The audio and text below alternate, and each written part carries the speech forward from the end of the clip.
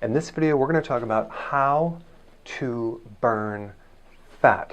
A very important topic, but a big problem, simply because pretty much all the mainstream recommendations for burning fat are completely outdated. In fact, look at the statistics. In America, only 2% of the population ever is successful at burning fat and achieving their weight loss goals. An average female spends 17 years dieting. So what does that tell you? They're operating off of incorrect information. What I'm going to tell you is based on fact, physiology books, how the body works. There's two main fuel sources in the body.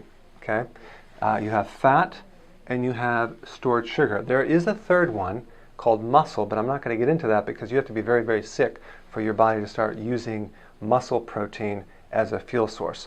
We're going to talk about the two main ones, which is fat and sugar. In other words, your body can store sugar, the name of that's called glycogen, in your liver and your muscles, and that can release in between times where you're not eating, okay? Or it can go after the fat. So the way it works are fat-burning hormones, based on what you eat and what you do, trigger the fat, and then to release certain enzymes to dissolve that fat. They're called lipase enzymes. They're hormone-sensitive fat enzymes that break things down into ketones.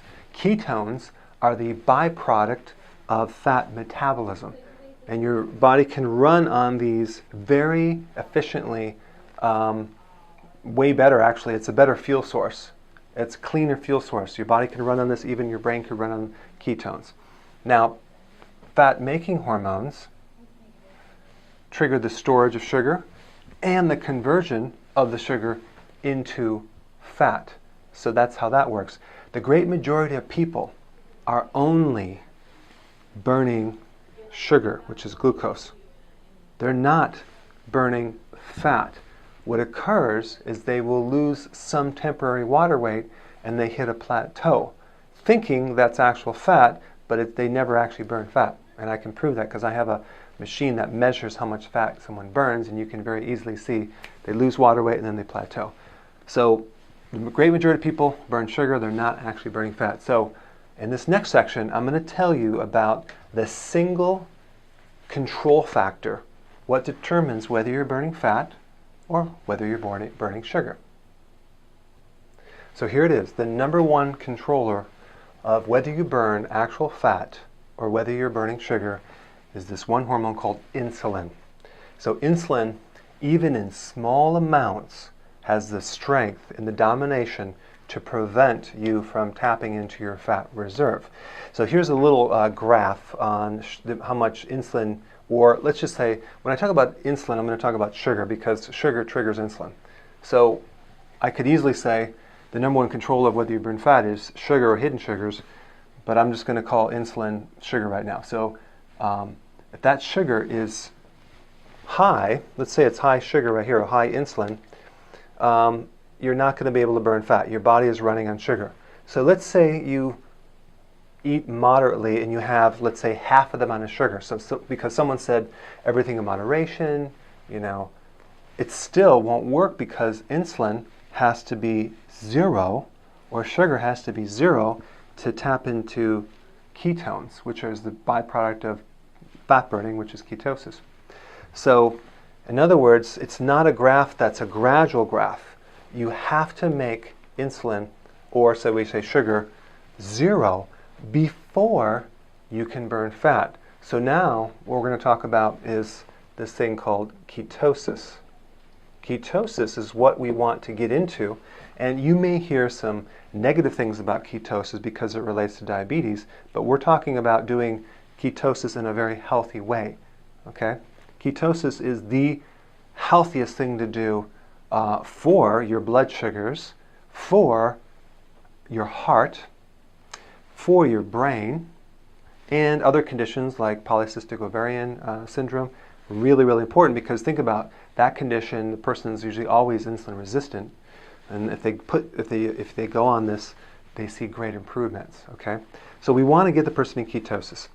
To get in ketosis usually does not happen overnight. It's easy to tap into the sugar reserve, because all you have to do is eat sugar.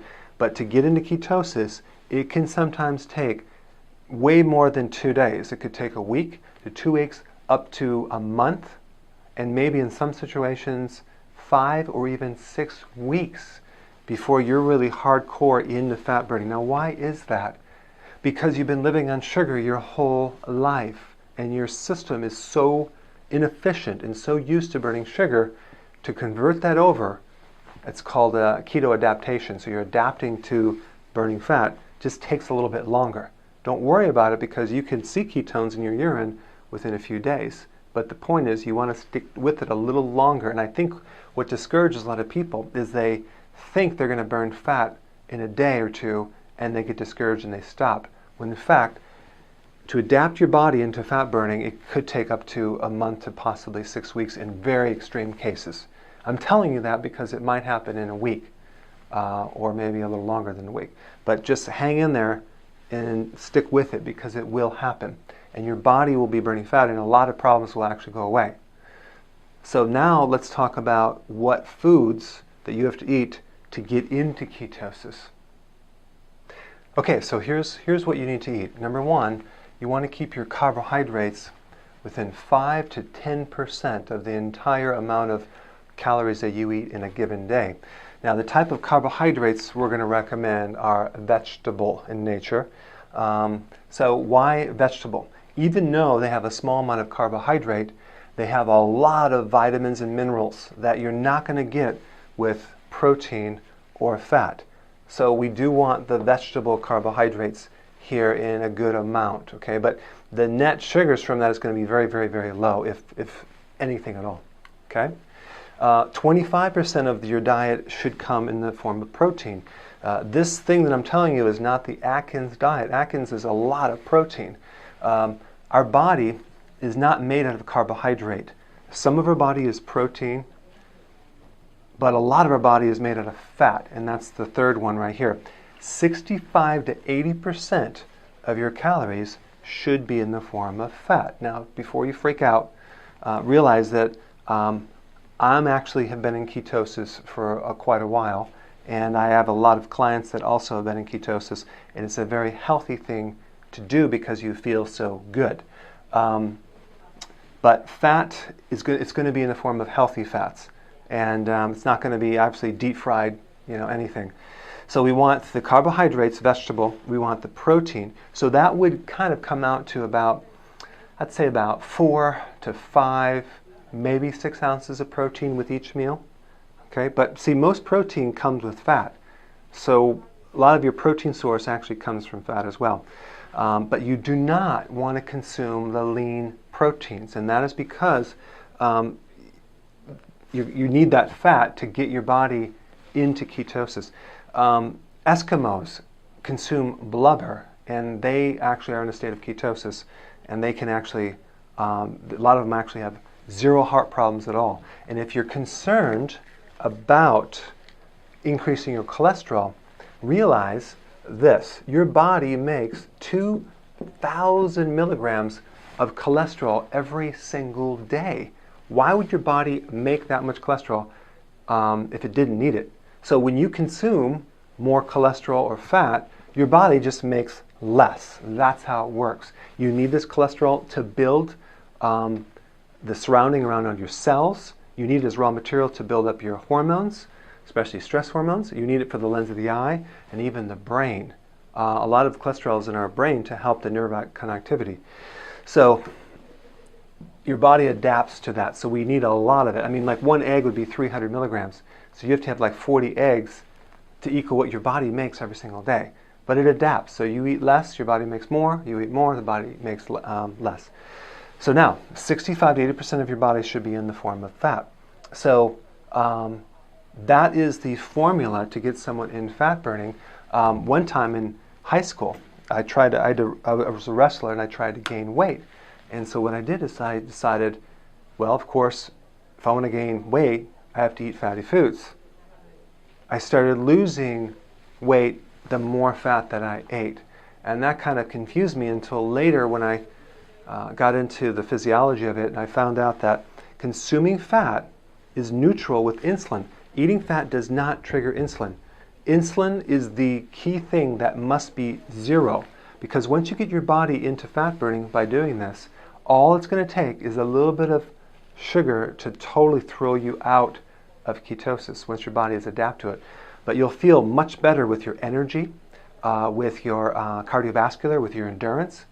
And if you add exercise on top of this, oh my gosh, it's going to be huge. A lot of professional athletes are going into this as well because they have a lot better performance. And a lot of credible medical doctors are even recommending this as well.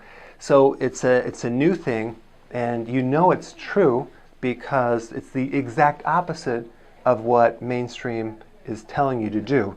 They're saying have 60% of your diet carbohydrates and have only 5 to 10% fat, and protein the same. So you know it's correct. So if you just did the opposite of what everyone tells you to do, you'll come out ahead. Now, if you want to know the specifics of what exact types of fats that you should have and what combinations and some ideas of maybe some snacks, click the link below and you can download a page of what to eat and how to do this correctly. All right, so I hope you enjoy this, and I will see you in the next video.